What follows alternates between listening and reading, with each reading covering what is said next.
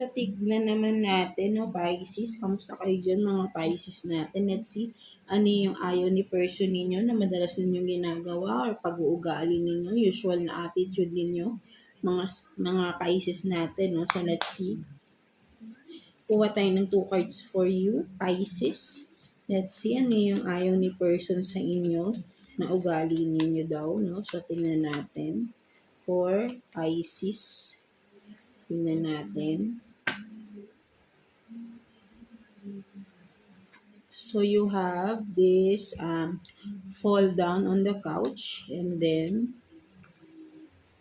inhale, exhale. No? So sinasabi sa iyo ni Pisces, no, ni person, no, ayaw ni person mo yung parang may pagkatamad ba kayo for some of you, parang ayaw ni person mo yung mas marami pa yung pagre-relax, no, kaysa dun sa maging active kayo kung ano man yung dapat nyong gawin the whole day, no, within the day, no, mas marami pa yung pagpapahinga, no. Sinasabi ni person dito na masyado raw may pagkatamad daw kayo, no, something like that. So ayun yung nakikita ko dito, no.